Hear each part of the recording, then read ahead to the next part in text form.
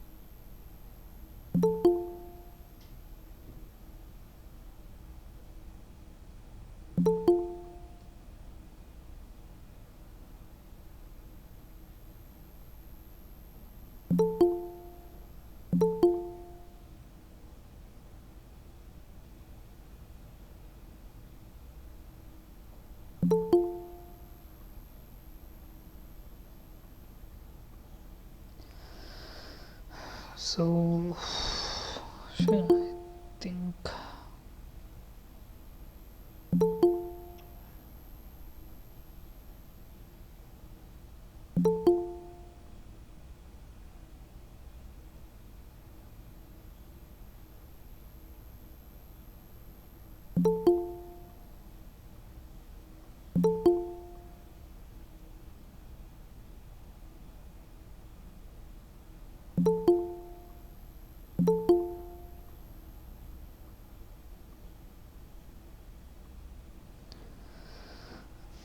so probably we will start in a minute or so. So I request everyone to join the class before 6 p.m. so that it will not be trouble for others as well. So because okay.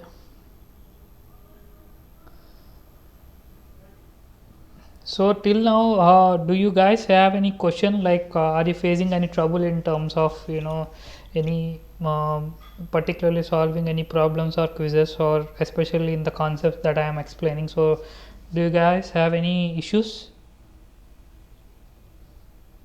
If you have any, just try to text it in the chat box. I will take a look and then we will try to address those things as well.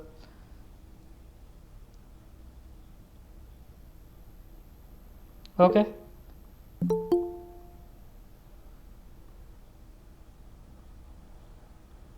Okay.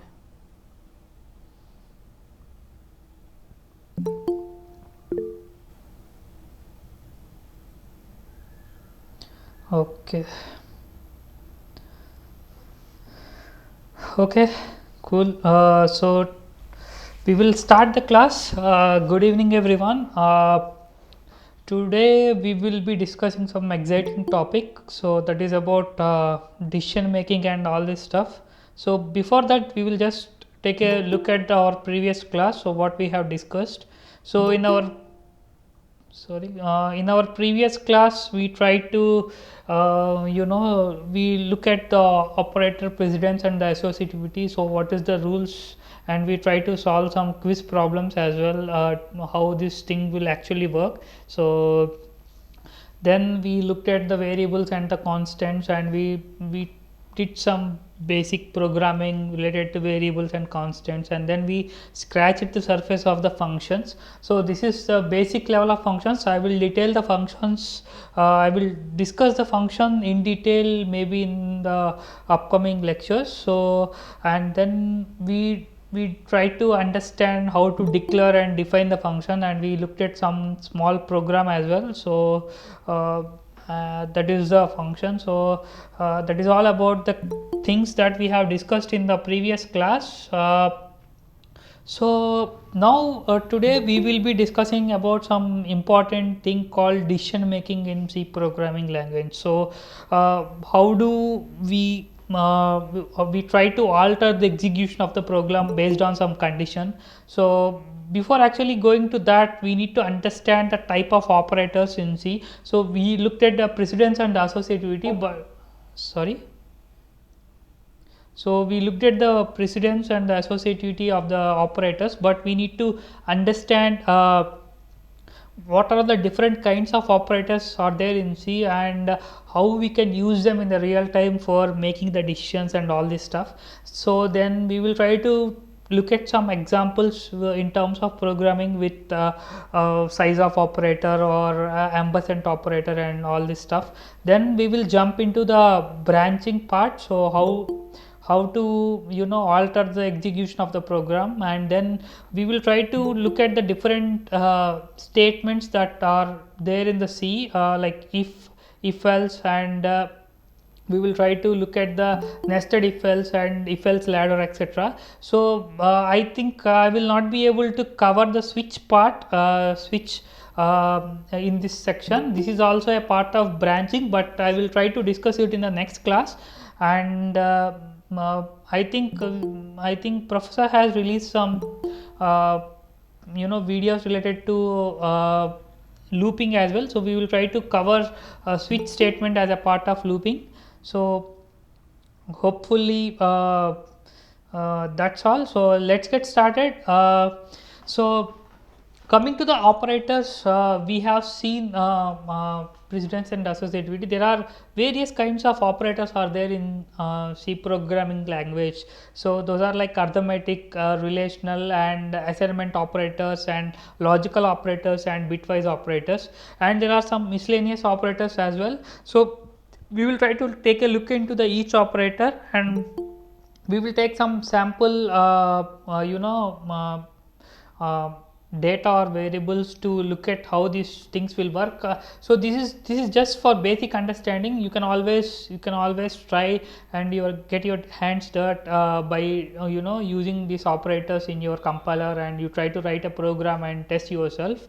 So the first one is arithmetic operator. This is simple and straightforward. So basically plus, minus, multiplication, and we will basically do the simple arithmetic operations.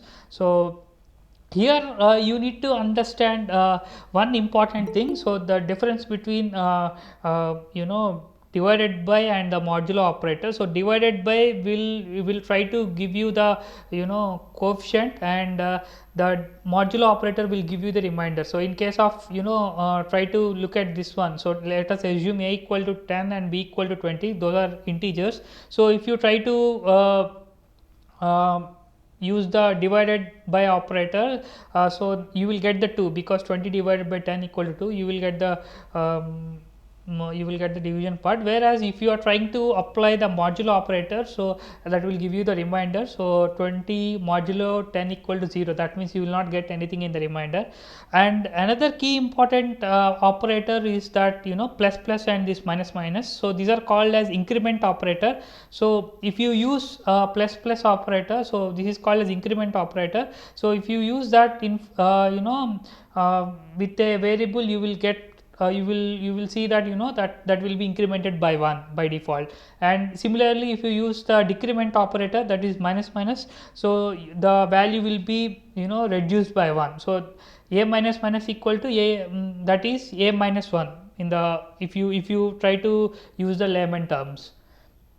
Now these are coming to the these are about the arithmetic operators. So I will discuss very important things with related to this increment operator and the decrement operator in the program. Sir? Yeah? Can you zoom the screen? Okay, sure.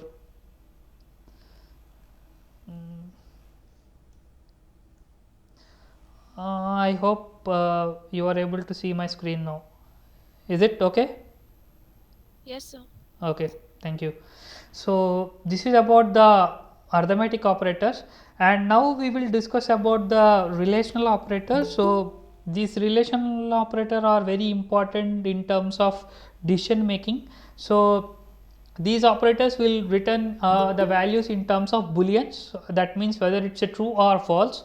So let's say let's say these two values are equal, so equal operator, so it will check whether these two values are equal or not. If yes, it will become true, or otherwise it will be false. So and this is not equal to operator, so it will check whether it is not a value of the a is not equal to b or not. So based on the condition, so basically it will evaluate the conditions. Similarly, you will get to see the greater than operator and the less than operator. So all these operator, relational operators are return the value in terms of booleans, either true or false. So we have only two things, 1 or 0, that's it. So this is about the relational operators. So mostly these relational operators are like very popular while making the decisions, stumps in C programming language to alter the flow of execution of any program. So we will try to look into these things in detail while we are writing the programs. So just try to understand the basic concept. We will try to look into these things in the programming, or you can try yourself as well. And the next one is logical operators. So logical operators are like, if the it will do the logical AND operation, OR operation, or NOT operation. So let's say if A and B, it will do the logical AND operation. If the both operands are non-zero, then the condition will become true. That means it will return true. If the OR operator means if the any of one of these operands become true, then that is true. So that means if any one of these values will be non-zero, so that a final output will be true. So NOT is similar, so it will just try to a logical NOT. It used to reverse the logical state of the operand. So let's say, so A and B is false in this case, because 10 and 20, right? So A and B is false. So if you try to negate that thing, that will become true. So it will just do the negation part, logical NOT. And these are all next one is the bitwise operators. So bitwise operators actually perform that computation in terms of bits. Let's say if we take the value A as 60 and B as 13, so so those will be in the decimal format, or in terms of 10. So we will be converting these values into binary in terms of zeros and ones, and then these bitwise operators used to perform the operation based on bit level operations will be performed here. So end means you try to end up, it will perform the end operator, and it will try to perform the OR operator. So here the key important thing that we need to understand is that the left shift operator and the right shift operator. So remaining operators are quite easy to understand. So only thing we need to understand is left shift operator. So left shift operator, let's say if you have 8 bits of data, left shift operator will try to shift the number of bits to the left. So I will give you an example. Let's say if you have a value equal to 1 0 0 1 1 1 1 0 0. So this is the binary representation of the 60. So let us consider the left shift operator a left shift 2. That means so those two values, the first two values will be left shifted. That means it will be shifted towards the left and it will be appended at the back. So the final output will be, so these two values will come here. So 1 1 1 1 0 0, these two these first two zeros will append here. So because we are shifting it towards the left side. And similarly, if you are trying to use the right shift operator, so those values will be shifted towards the right. So similarly, if you take the same a and if you try to right shift those things, so what it will do is here the last final two bits will be shifted towards the right and it will be appended at the first. So like you can see that so if you right shifted it, then you will see that 0 0 0 0 1 1 1 1. So the same value, if you do the left shift, you will get another number. If you do the right shift, it will be getting another number. So mostly these kind of questions will be asked in terms of any competitive exams, or in terms of any interview questions. So you need to understand how this thing works. So that's why I'm stressing on this thing. So again now we will look into the very important concept called assignment operator. So how we will perform assignment operator, how we can use it in the C programming language. So there are various conventions that you can use. So most of them have the same intention or same meaning, so you need to understand how these things work. So the plain assignment operator will be used to assign any value, that is any value or variable that is there in the right side, to it will be assigned to a value that is there in the left side. So that means here a equal to a plus b means the a plus b value will be added or assigned to the variable c.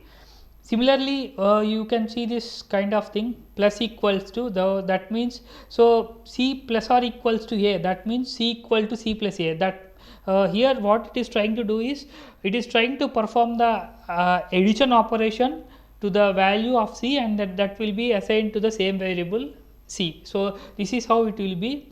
And similarly, minus equal to means c minus equal to a represents c equal to c minus a. So c minus a value will be calculated and that will be assigned to c. And similarly, it is the same for star equal to or divided by equal to or modulo equal to. So this is also the same thing. And similarly, you can perform the same with the left shift operator and the right shift operator and bitwise and all these things. So you need to understand these conventions, because maybe in the upcoming classes we will be using these conventions very frequently. So you need to just understand what is the operation that is happening behind the screen if you look at that particular thing in your program. So these are all about the assignment operators. Now we will look into some 3 or 4 important miscellaneous operators, that is called as Sizeof Operator. First one is the Sizeof Operator. So the Sizeof Operator is pretty simple. So what it will do is, it will try to return the value of a variable, I mean the size of a variable. Let us consider if it is a integer variable, then it will return 4, because in by default in 32-bit compiler or 64-bit compiler, the size of integer will be 4, whereas if you consider it as a double, that will be 8 bytes. So it may be depending on 16-bit or 32-bit or 64-bit, whatever the environment or the machine that you are executing on. The basic idea here is that it will return the size of the variable, or it will return the how many bytes of memory that is allocated to that particular variable. And another one is ampersand symbol. So this will return the address of a variable. So let's say if you are trying to store some value into some variable and you want to see where it is stored, so you can use this ampersand symbol in front of a variable. So this is very important thing, and because we will be starting to learn about the pointers in the upcoming lectures, where you need to access a variable by using some address. So that kind of stuff I will try to talk into this one very detailed, talk about this one very detailed in the upcoming lectures. But right now you just need to understand that the ampersand variable will try to return the address of that particular variable when it is used in front of a variable. So that's all you need to understand. And pointer variable, that I said, so pointer variable will hold the address of another variable. So don't worry about that right away. So we will be looking into that in detail in the future lectures.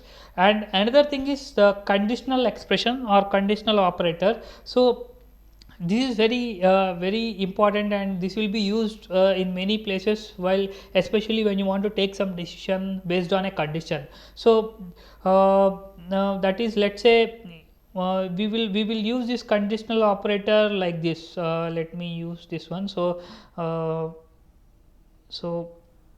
we will try to write a condition. And then we will ask whether it's true or false. So if it is a true, then do something,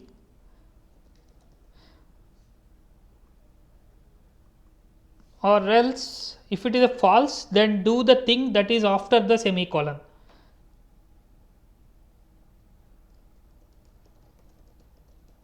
So don't worry about that. We will do some programming based on this conditional operator. So this is the high level syntax.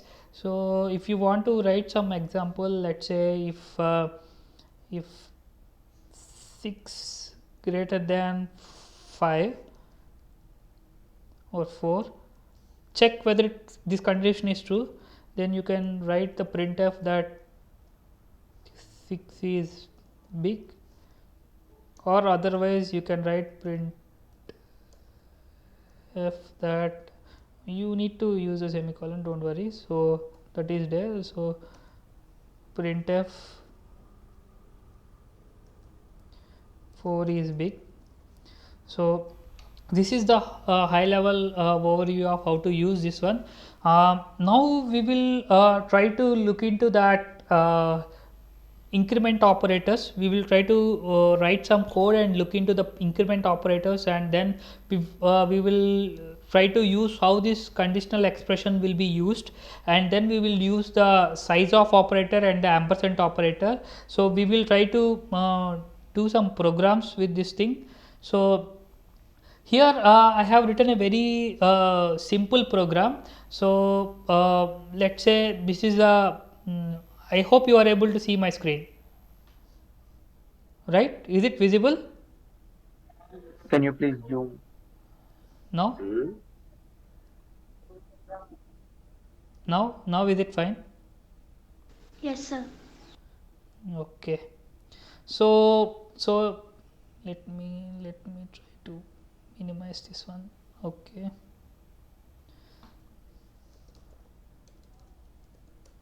So yeah, this program is very simple. So let's say in the main I did nothing. So I declared a variable int I, and I assigned a value to that particular integer. So I am trying to print the value of I, and there are two conventions that you can see in this screen. So one is the increment operator is used right after the variable, and the increment operator is used just before the variable. So we will try to see, we are just doing nothing. So we are just trying to print the value of I in the first statement, and then we are trying to increment the value, then we are printing the value incremented. You can see the incremented value. So similarly here we can see the j value will be 5, and we are trying to print the j value, and then we will try we are trying to pre-increment the value, and then we will print the value. So that's it, just simple. That's all we are doing. So we will try to see the output, and then based on that you will try to understand what is happening in the real scenario. So operator dot c hyphen o, you can say that operator o operators. Okay, my sorry. So we have compiled successfully. Then so let me zoom out this one. So here you can see the integer variable will be 4, and here we are trying to increment the value, but we are able to print only 4, and we will see the value of 5 here. And similarly, if you look at this print statement, so initially 5 got printed, and here the value got incremented before. So and you can see that value is here also. So what is the tricky thing that is happening here is that, so when you try to use the increment operator or decrement operator before any variable, so that is called as pre-increment. And if you are trying to use the increment operator or decrement operator after the variable, so that is called as post increment. So what is the difference between the pre-increment and post increment is that, let's say if let's say in case of pre-increment operator, the x is increased by 1, and then we will use the value of x in the program. Or if you are trying to use the post increment, so that is this one here. The thing is that we are trying to use the value of x right away after using that value of x we are trying to increment the value. So that is the basic fundamental difference between the pre-increment and post-increment. Now we will again look into the program. Here what it is doing, so here it is 4, it is printing 4, and then it is doing the post increment. So post increment means first it will access the value of the variable, so that is 4. That's why we are able to see the 4 in the print statement, not the 5. So it will access the variable value and then it will try to increment the value. So that is called as post increment. Whereas coming to here, what it is trying to do is that it will try to access the variable.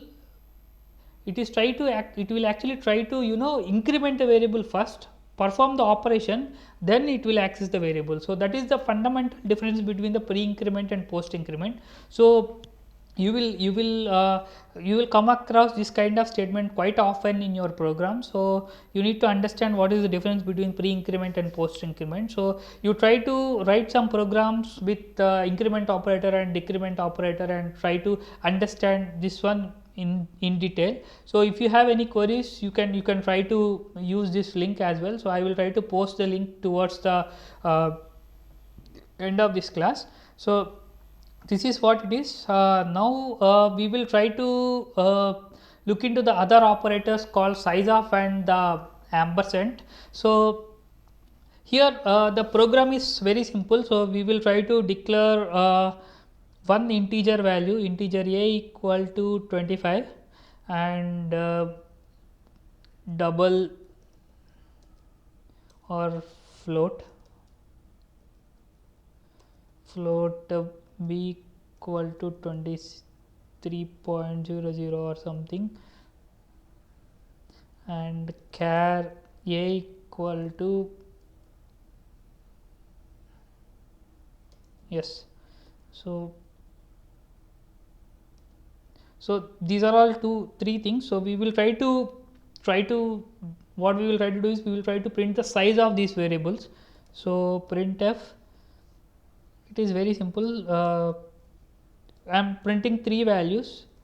So %d, %f, %c. I am printing a comma, so I will try to use this one as c. So a comma b comma c. So then what I will try to do is return 0. So similarly, I think it's better that we will try to print the address as well. So this is about I will print another new line, printf. Okay, no, I should be not doing this. So I should be doing size of it. Sorry, excuse me for that thing. So size of a, size of b, size of c.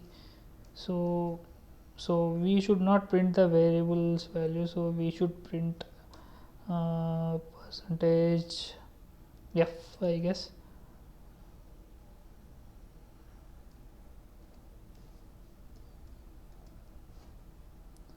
So printf. Now I am printing the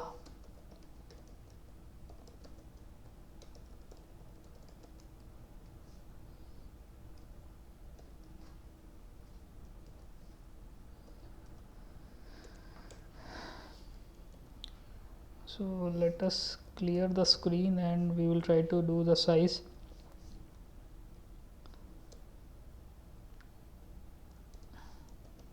Size dot c and then -o size.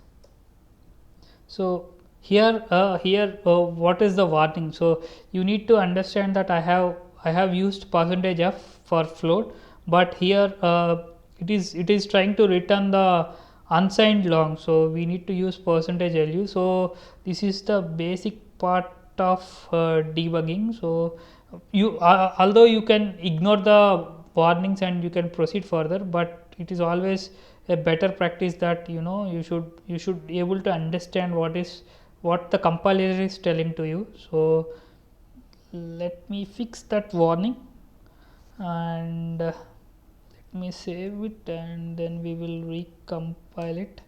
Okay, now it is done. So now we will try to execute the program. Size. Okay, okay, sorry, I need to print the address, right? So ampersand a.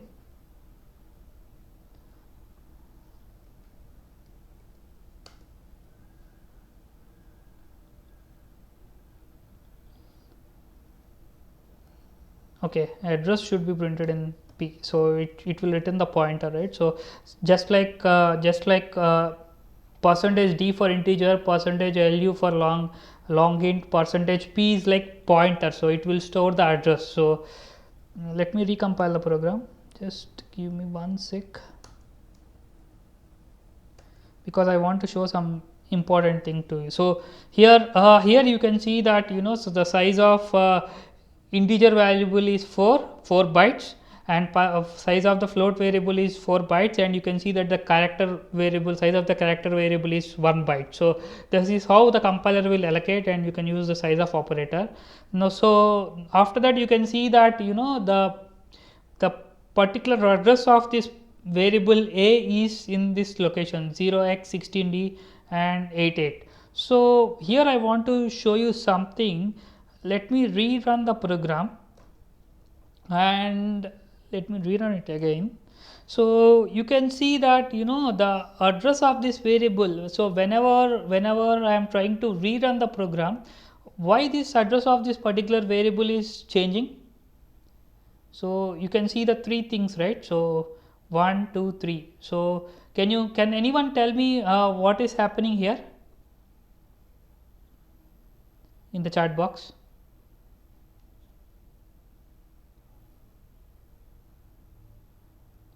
So we are using int float char, then why we are using, okay, Nicharao. So I'm sorry. So my intention was to print about the Sizeof operator, so which will be returning the long integer value. So that's why I have used 3 long integer values. So can anyone tell me what is happening here?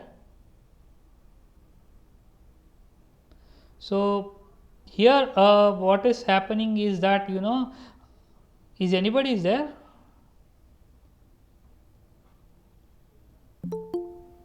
Okay, can anyone? No, we are not saving it in the different paths. Yes, Trisha Radhya. So you Tisha Radhya. So you are almost right. So why the reason behind this particular kind of behavior is that every time when we compile the program, what it is doing is that there is a security mechanism in the operating system called address space layout randomization.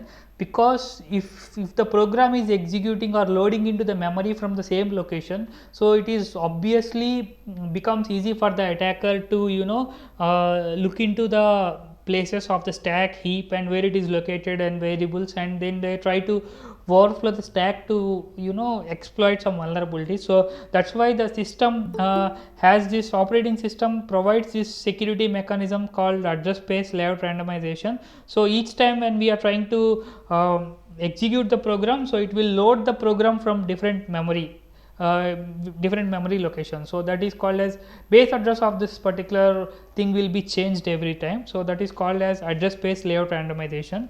So this is some security topic, but I'm just showing it in case you are when you are trying to recompile the program, you see different addresses and you might be wondering what mistake that we have done. So you don't need to worry. This is the default behavior of the program.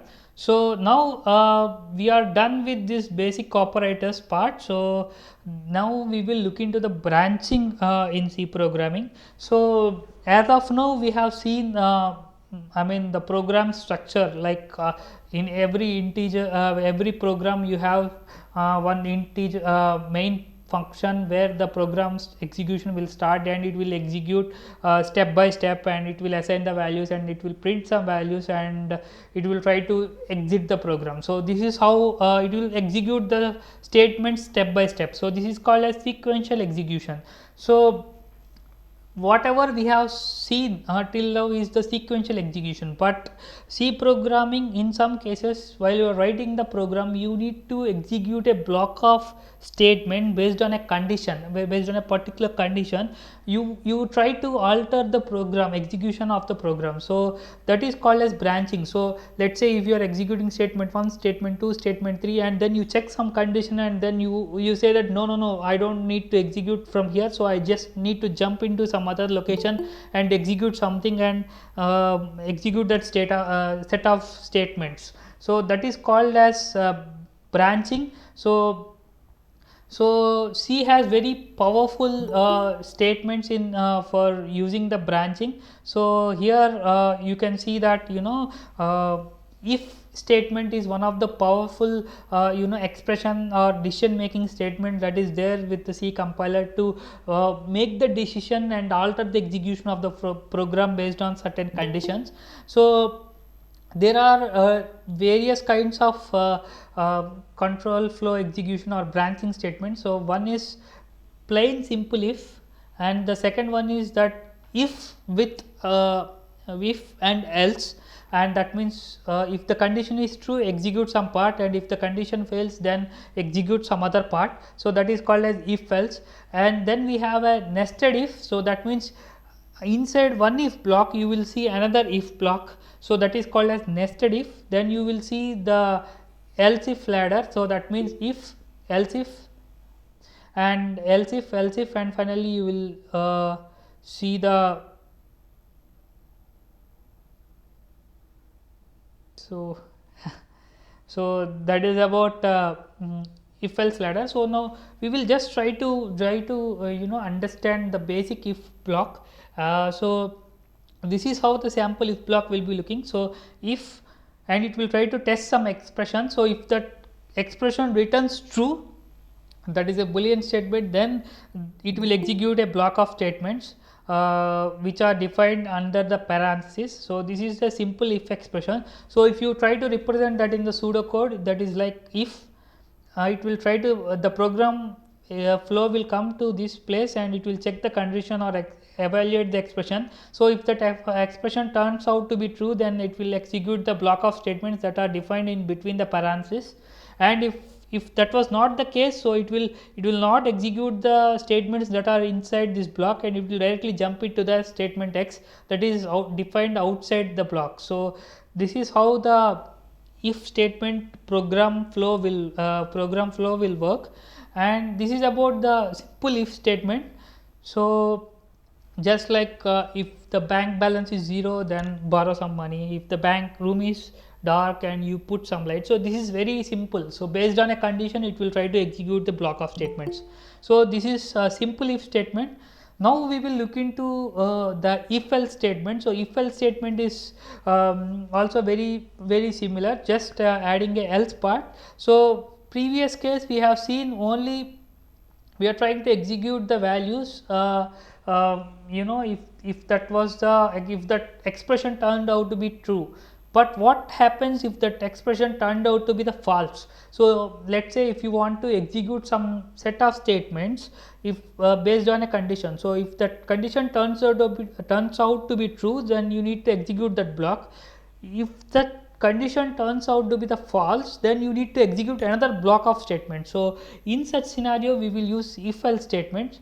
So let's say the control flow will come here, and it will evaluate the expression. If it turns out to be true, it will do the series of it will execute the series of statements and comes out of that block. So otherwise it will try to execute the block that is defined in the else part, and it will try to execute that part. So this is a basic fundamental difference. So you can typically write this statement as if, and then block of statements, and else within the parenthesis you write your block of statements. So that is called if else. And the third variation is nested if else. So here the thing is, in the previous scenario we discussed about if and else. So simple, if the condition is true, execute these blocks, if the condition is false, execute this block. But here what we are trying to do is, inside the if there is another if statements. So this if statement is nested inside another if statement, so that's why it is called as nested if else statement. So if you try to understand the program flow, first this expression will be evaluated. If it turns out to be the false, directly it will come here and execute this else statement, or otherwise it will come inside this block and it will evaluate the next if statement, and if it turns out to be true, then it will execute the statement 1. If it turns out to be the false, that means the second condition turns out to be the false, it will execute the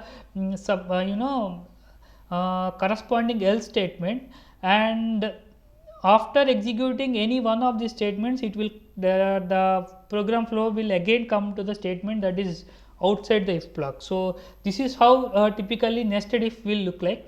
And another variation of if else statement is called if else ladder. So that means if you want to evaluate the series of true or false statements, or if you want to evaluate the series of conditions, so then you will do this if else ladder. So if the condition is true, then execute this statement, or otherwise check for another condition here and then execute. If the condition turns out to be true, then execute this statement, or otherwise if the condition also false here, then again check the another condition here and then execute this statement, another condition, execute this statement. So the one simple example for such kind of scenario is, let's say if you are trying to enter some marks.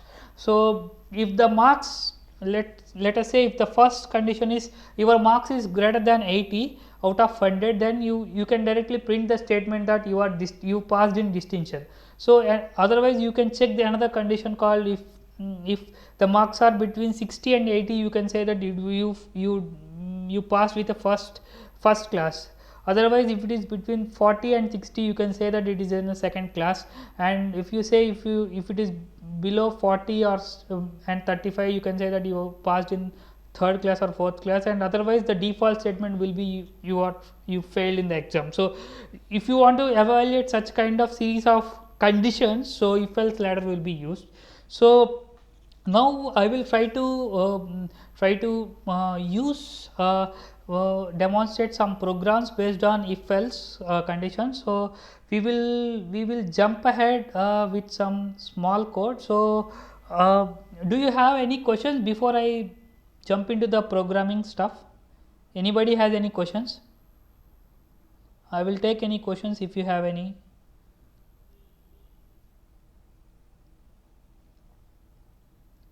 Okay, so then we will look into the program. So what I will do is I will try to execute some program with a simple if case. So what I will try to do is I will try to read some number which is of age. So if it is less than 18, I need to print that you are not eligible for vote. If it is greater than 18, you can say that you are eligible for vote. So I will write int age equal to int age. I will define, so I will not initialize the value. Printf enter your age. We will write scanf, and then we will try to use %d and ampersand age. So I just need to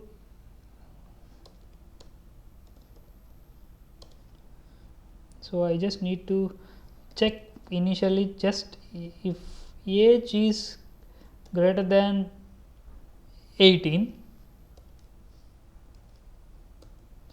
you can print that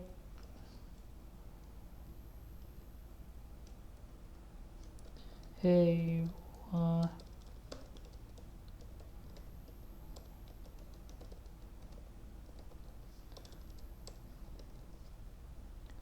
voting. So this is simple basic if block. So let me try to clear the screen and compile a program. So if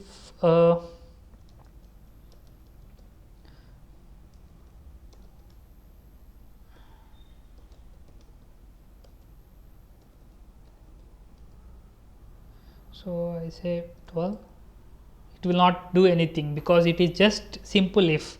So if you are trying to print 34, hey, you are eligible for voting. So this is how the simple if statement will work. So what I am trying to do is I am trying to alter the statement with if else. So I think I have a query. So please post any questions here, don't post such kind of chat groups here. So this is official class. So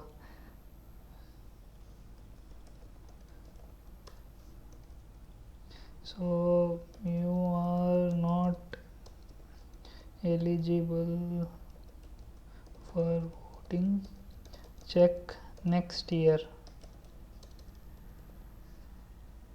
This is what I want to print. So this is basic if else how to use. So it is not the case that you just define one printf, so you can define various other things as well in this particular block. So this is called if block, which is in between the parentheses, and it is called else block. So if you are trying to compile it and run it, so it is like 12, so you are not eligible. So this condition failed here, so it got executed here. So this is about if else. So this is the basic fundamental difference between if else. So I would like to show you another example as well. So we have seen that another conditional operator in the earlier. See, this is the conditional operator, right? So we will try to see how this can be used in the real time as well. So let me go there, and what I will do is I want to initialize a variable x just for demonstration. So if so what I am trying to do is I just want to initialize the x if only age is greater than 18, otherwise I don't want to initialize the value of x. So in such scenarios, how the conditional statement will be used. So what I am trying to do is I am writing the condition age greater than 18. So if the age greater than 18, check the condition. If that is the case, x should be assigned as age, otherwise x should be initialized to 0. So this is what I want to do in this statement. So let me print the value of printf value of, I want to print the value of x as well here, percentage d x. So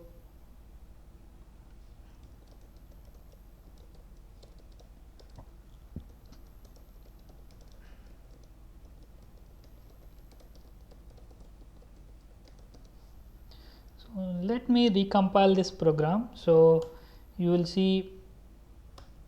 So if I am trying to enter the value as 34 or 33, so you are eligible for voting, and you can see that the 33 is assigned to the integer x.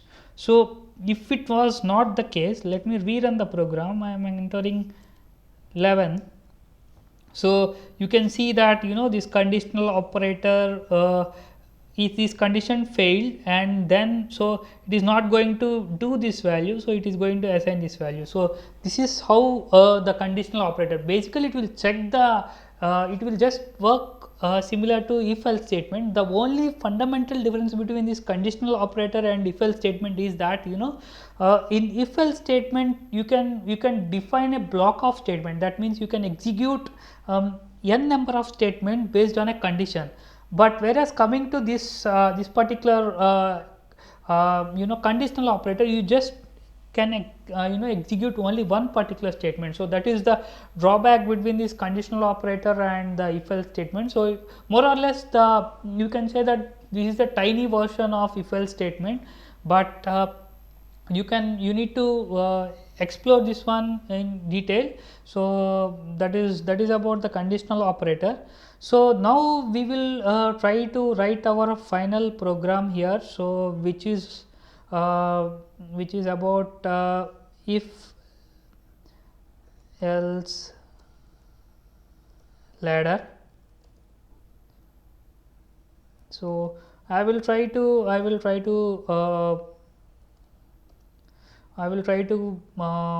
execute or try to write this program for you to understand the if else ladder. So what we are trying to do is we need to read the value from the user, how much the electricity power consumed in terms of watts. Then we need to calculate the bill based on the the usage. So if it is between unit charge should be varied based on the reading. So if it is between 0 to 100 watts, you are trying to use the 1 rupee as a charge, and if it is more than 100 watts, you change the values accordingly. So what we are trying to do is let me just hold on for another 5 minutes. So we will try to finish this program, and then we will take quick quiz and we will wind off. So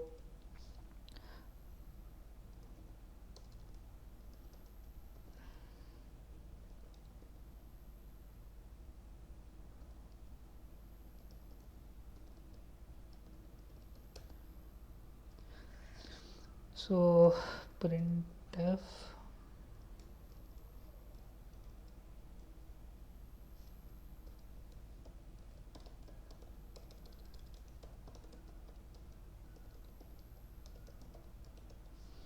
consumed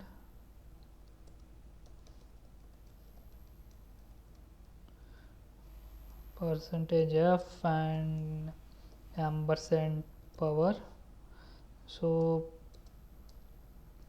then we are trying to check the condition. So if the power is less than 100 watts, what I am trying to do is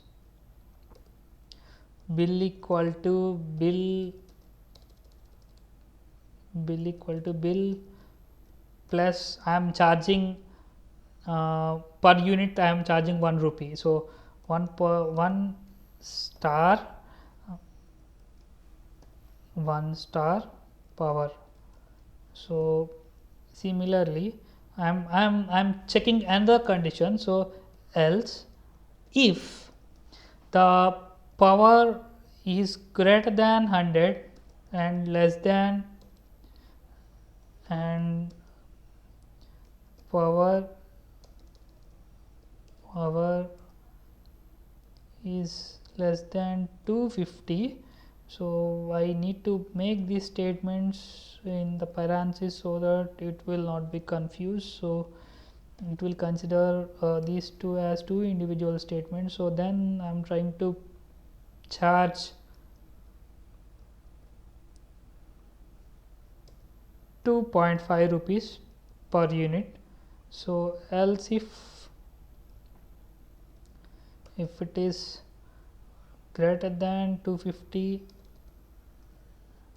and less than 500, I am charging 5 rupees per unit. And finally if else, so that is the default case. So I am charging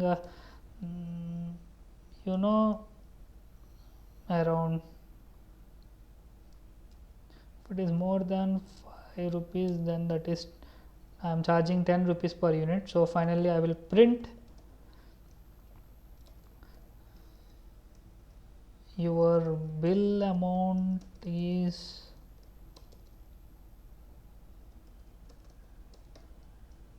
percentage f comma bill. So this is very straightforward program. I think it is very easy to grasp. So we just checked various conditions by using if else ladder, that's it. So we will try to compile this program. So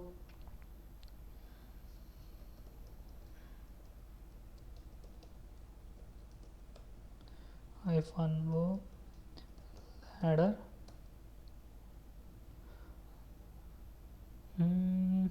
print. Okay,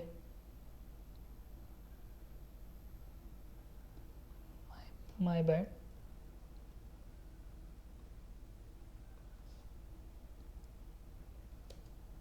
So let me clear that thing and /ladder. So if I enter the number of units consumed 55, then you will say that the value will be you are charging 1 rupee per unit. So similarly, if I try to run the program and if I enter 230, so by default it will be charging, it is less than 200, right? So it will be charging 2.5 per unit, so 575.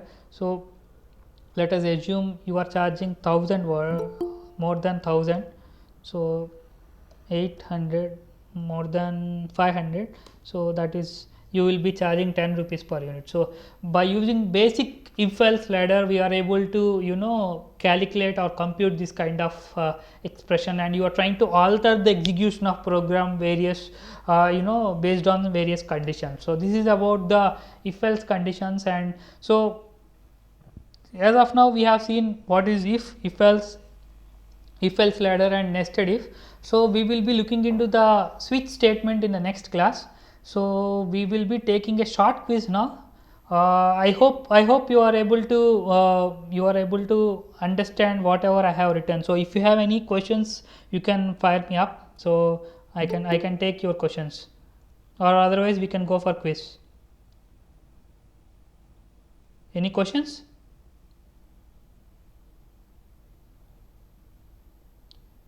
So please type. I just want to know whether you are available or anybody is listening to the class or not.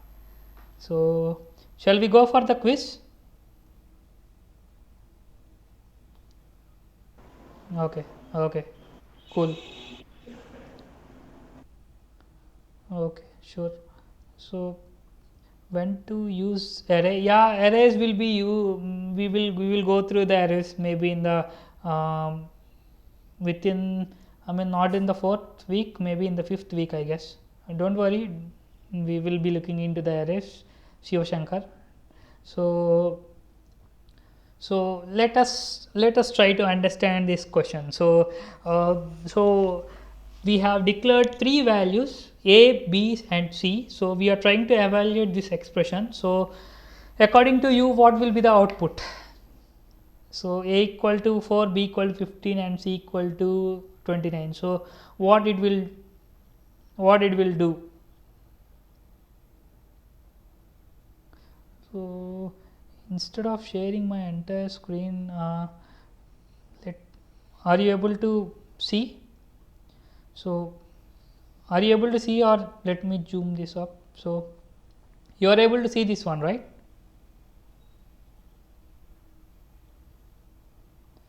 So what will be the output of that particular thing? So let me stop the sharing and let me share that particular tab so that it will be easy for you.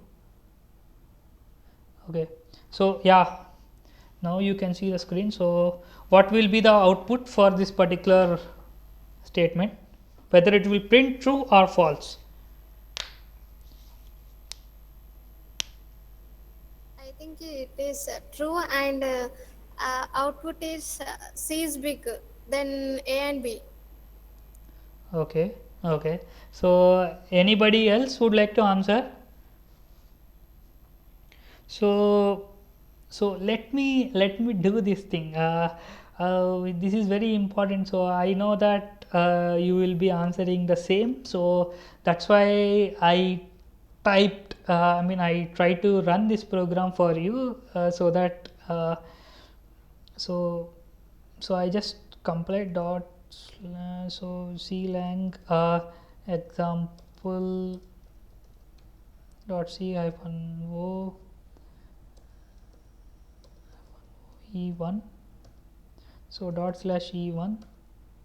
Oh, it turned out to be false. Can anyone explain what was the reason for that?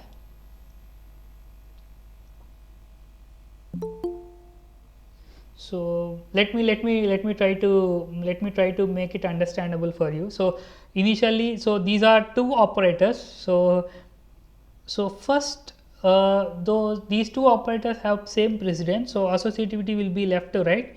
So first, these expression will be evaluated, c greater than b. So if this condition is true, you will get the value as 1, that is true or false. So it is a boolean value, so it is a conditional operator, so you will get 0 or 1, so it is 1. So here you will get the output as 1 in after evaluating this expression, and then we are checking whether 1 is greater than 4 or not. So which in turns turned out to be the false. So the if condition will fail here, and eventually you will get the result as false. So this is how the execution will be happening inside that if condition block. So that's why the result of that particular question is false. And let's do with the second question. So what will be the output of this particular code or this particular snippet?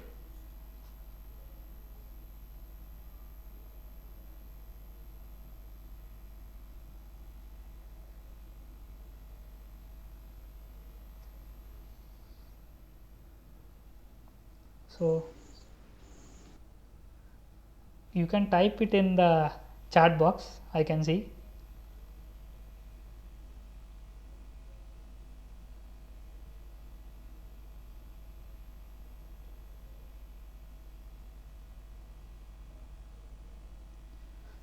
So anybody would like to answer for this question?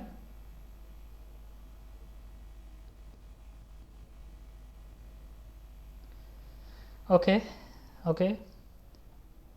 So the output will be the answer for this particular question will the answer for this particular question will be 1, because 10 or 0 will print. So if any one of the value will be positive, so 10 or 0 will be 1, and 1 and 10, so both are positive numbers, so you will get the value as 1. So this is about 1, so you will get the output as 1. Option D is the correct answer. So the third question, so this is also you need to understand. So what will be the output for this program? So integer a equal to 0, b equal to 1, and c equal to -1. So we are just trying to check if if b, if c. So if a condition will become true, IIT Kharagpur will be printed, b equal to 2, IIT Madras will be printed, or third, IIT Roorkee will be printed. So what will be the output for this program? Can anybody would like to answer this question?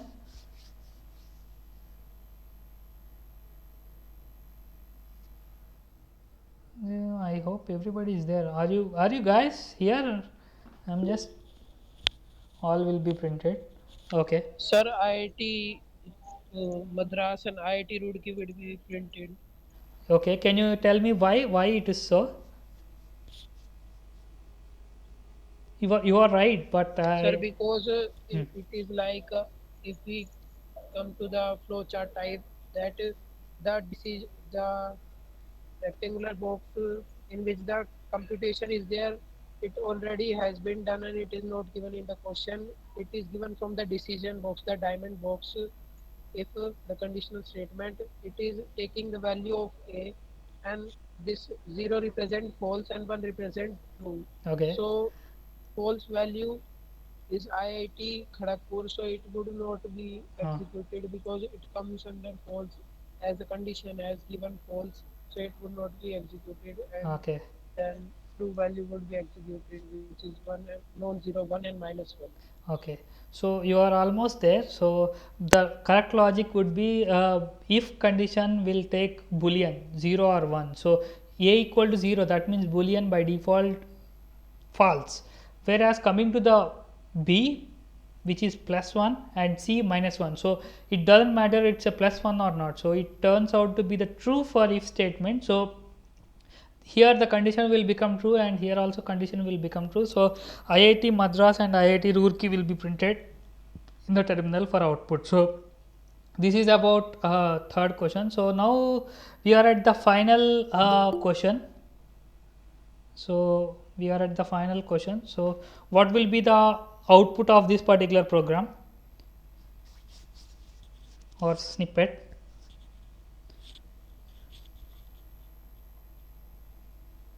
You can type it in the chat box.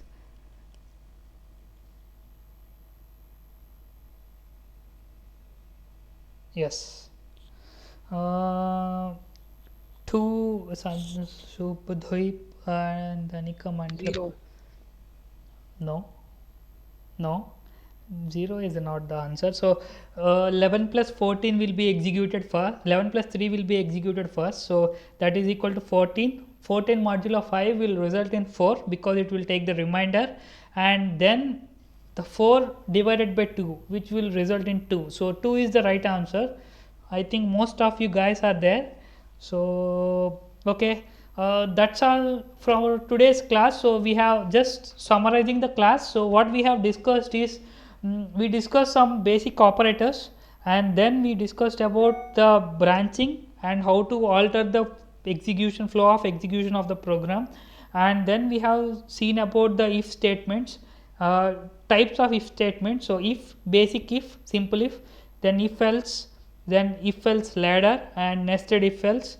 So this is all about the thing. So I think if you have any queries, then I would like to take any queries from, if you have any. Otherwise we will wind up. I think what let me stop presenting, and let me share my entire screen. So I think professor has released some weekly program assignments, so I strongly suggest you to work on these assignments and try to compile the program and check the outputs for yourself. And if you have any doubts or any help you needed, you can try to text me in the class. In the next class we will try to discuss it. I think hopefully I went through the these programs. These are quite easy to compute. So the first program will be, you need to do the basic area calculation, which is very easy. So only the final program is the largest of the three numbers, which is bit tricky. You need to use nested if else ladder, nested if else, or you can use simple if else ladder to work on this program as well. So yes, yes, so I can share the document. Let me share. And the third question, so anyone with this link is viewer, copy the link and I'm pasting it here. So yeah, sure, I'm explaining the third question.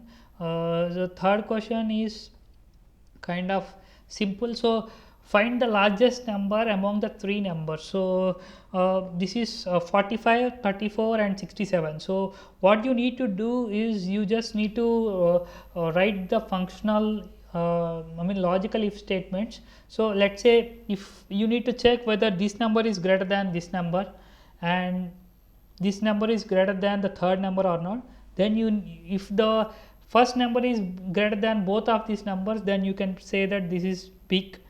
Or otherwise you need to check whether this number is greater than this number or not, then you need to try to make a series of if else statements, or you can try to use the nested if else statements to find out which one is biggest in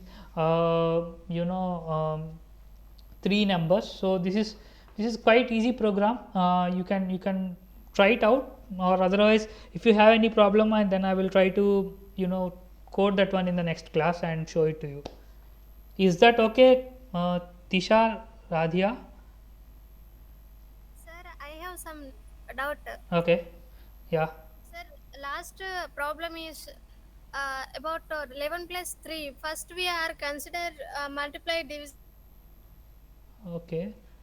Okay, so this one, this one, President Seagull, sir. what can you tell again? So I can't able to hear you. X is equals to 11 plus 3 did it. Why, sir? Didn't follow any principal rule in here, sir. Yes, so here you need to understand one basic thing. So you are saying that percentage has more precedence, or divided by has more precedence than plus. Why you are executing it? So here the basic thing you need to understand that the statements, or that the expression which are between the parentheses, have the highest precedence always. So the whenever the expression will be there, so C compiler will try to evaluate, or try to solve these values that are in between the parentheses. So even though divided by or modulo operator is having much more precedence than this one, so the first 11 plus 3 will be executed because this is in the parenthesis, then followed by these two have the same precedence, so associativity will come from left to right. I hope you got the answer. So that's why it will execute like 11 plus 3 equal to 14. It will execute, then it will do the modulo operator with 5, which is equal to 4, because it will take the remainder. So 5 2s are 10, the remainder is 4, so it will take the remainder, and finally the 4 will be divided by 2. So that is why the output is 2. Got it? Yes, sir. Thank you. Yeah, sure. So any other questions? Otherwise we will wind up the class. Sir, Yeah. the 10 or 0 question in the quiz, can you explain it again? 0 question in the quiz. Quiz No, 10 or 0. 10. No, next, yeah, this one. So 10 or 0, it is quite simple. So 10 or 0. So if you see the so if the logical, so this is a logical operator, right? So 10 or 0, so or operator, it will return if any of the two operands is not 0, then the condition will become true, right? So if you come down and see this expression, so 10 and 0, so any one of this value will be non-zero, so otherwise, so this will become true and it will become value as 1. So true means 1, so it will become 1, and 1 and 10, 1 and 10 means both are positive. So again you come to this logical operator and check whether it is, let me stop, where is the logical operator? Yes, so if the both operands are non-zero, the condition will become true. So here 1 and 10, so both are logically not 0, so obviously the output will be 1. So that is how you should evaluate this question.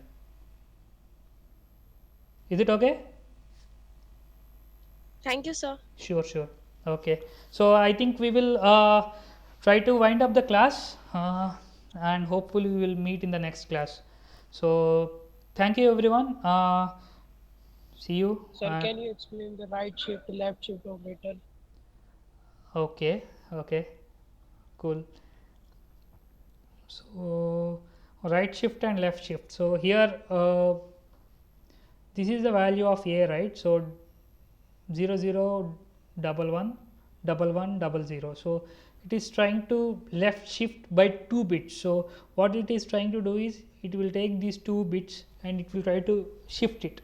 So that means, so these 2 bits will be shifted, so 1 1 become 1 1 double 1 will become the first two, it will occupy the first 2 places, and these last 2 bits will be added at the end. So left shift means it is shifting towards the left, so it will move towards this side. So 1 1 1 1 0 0, and finally these last two zeros will be appended at the last. So this is about the left shift.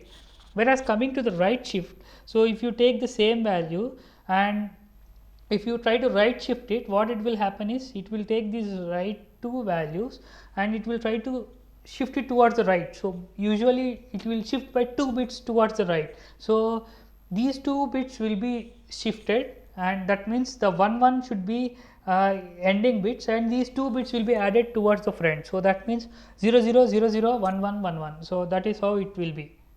Okay. Thank you, sir. Sir, and that pointer you were telling NP मतलब address वाला. Address. Okay. ASLR.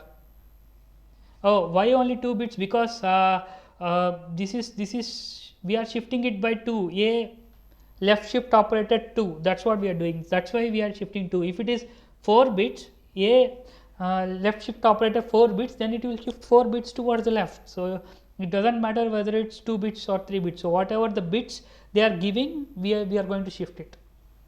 Right, Sai Teja? And about the address, what you are talking, I don't understand. So is it about address space layout Sir, randomization? you were telling about how to print the address of a variable So and that about it pointer. is ampersand. So uh, yeah, you can see that address of the operator will be printed like this. So ampersand a, and you need to use just like how if you want to print integer value, you use percentage p, right? So similarly, if you want to print the address, you should use the percentage p, which represents the pointer. So pointer is a variable which will have the address of the another variable. So you don't need to understand it right away. Maybe it will take some more time. This is bit advanced concept for you to understand right away. So don't worry about it. We will try to cover it in the next few upcoming lectures. Got it?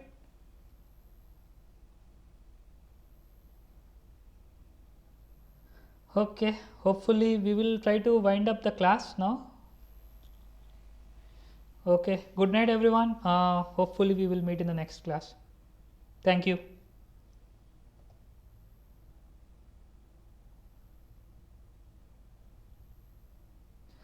You can take that program, and I have shared the this link, right? So you can check the program once. So you want to see the program, I will show you. So this is quite LC ladder is quite easy. So let me copy paste that program for you so that you can take a look into it in your free time. So I am just pasting this program towards the end of this. Sir, you were telling that the address of the variable will keep changing. That program I was asking. Yes, that was the same program. So I'm telling about. So here it is a size. So when we use, what is this size dot slash size. So here the address will be this one, address will be this one, address will be this one. So we are trying to, it will change because it will load the program every time in different locations because of the address space layout randomization. So you will get different values for this one because the stack will be there every time in the new other location. That's all. Okay, so you want to know this program, you want to do you want me to copy this program as well in the, okay, you can take a look. Don't,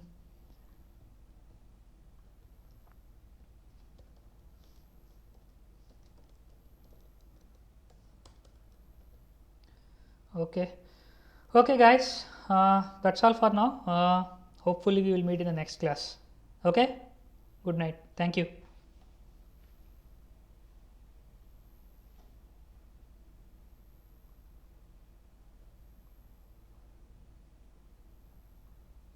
Thank you everyone.